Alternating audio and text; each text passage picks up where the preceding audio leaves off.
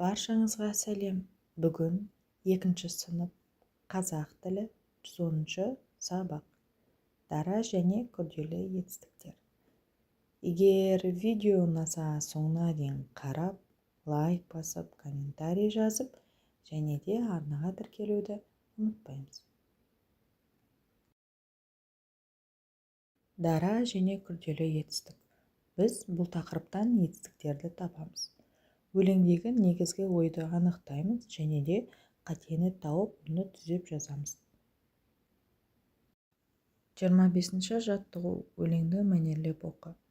Шыр-шыр еткен торғайды аямасқа болмайды. Кіп-кішкентай торғайлар ағаштарды қорғайды. Өлеңді негізгі ойды анықта. Өлеңдегі негізгі ой торғайларды қорғау туралы. Етістіктерді тап. Бұл өлеңдегі етістіктер болмайды және қорғайды.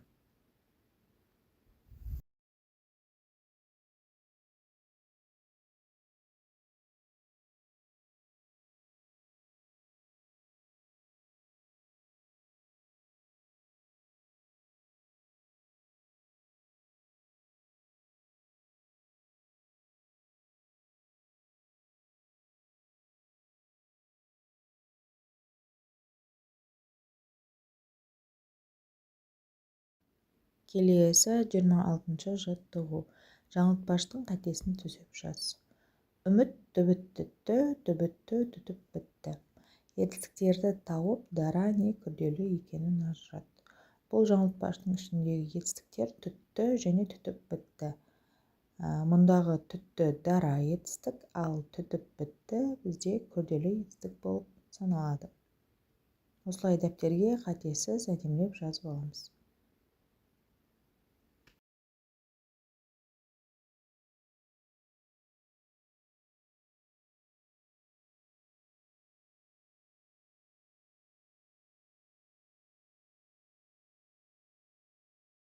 Келесі 27-ші жаттығу. Мәтінді түсініп оқы.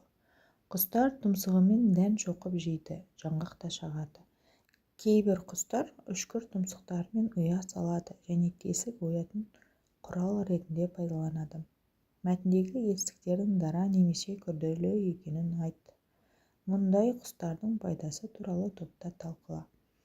Мұндағы етістіктер шоқып жейді, шағады, салады, оятын және пайдаланады. Енді осылардың қайсысы күрделі, қайсысы дара екенін ажыратайық. Шоқып жейді күрделі етістік, себебі екі етістіктен құралып тұр. Шағады дара етістік, салады дара етістік, оятын дара етістік және де пайдаланады, бұл да дара етістік болып саналады. Енді мұндай құстардың пайдасы туралы талқылайық. Мұндай құстар табиғатқа көп пайда әкеледі. Олар ағаштарға зиян келтіретін жәндіктерді жейді. Ағаш діңіндегі тесіктер арқылы өздеріне ұя жасайды. Бұл тесіктерді кейін басқа құстар мен жәндіктер де пайдалана алады. Сонымен қатар олар орманды зиянкестерден қорғайды. Міне осылай өз ойларыңызбен өзгертіп, басқаша етіп жазуларыңызға болады.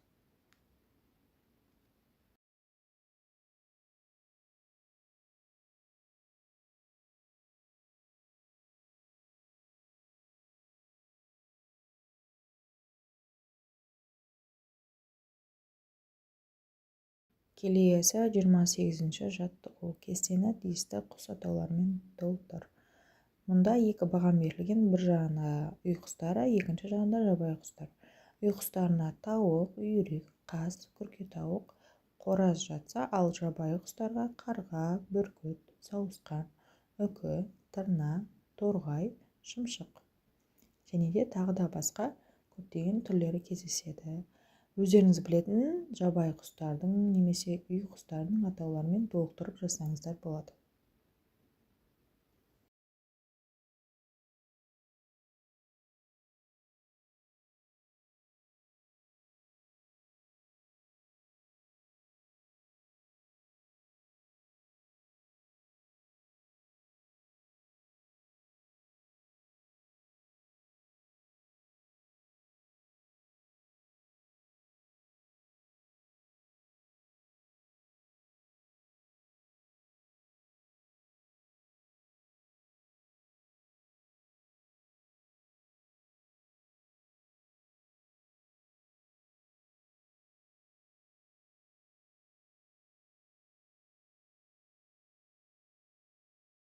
Келесі 29-шы жаттығу. Өз аулаңдағы құстарды бақыла. Байқағандарың туралы шағын мәтін құрастырып жаз. Менің ауламда түрлі құстар бар. Ең жиі көретінім торғайлар. Олар таңертең ерте сайрап, көңілді күй сыйлайды. Кейде қарғалар мен көгершіндер де ұшып келеді. Құстар жерде дән шоқып, ағаш бұтақтарында отырып тынығады. Мен оларды бақылағанды жақсы көремін.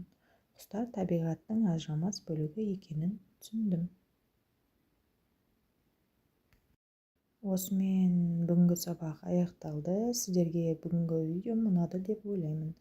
Егер де ұнап жатса, видеоны соңына дейін көріп, достарыңызбен бөлісіп, лайк басып, комментарий жазуды ұмытпаймыз.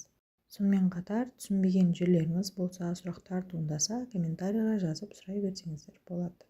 Мен міндетті түрде барлықтарыңызға жауап беретін боламын.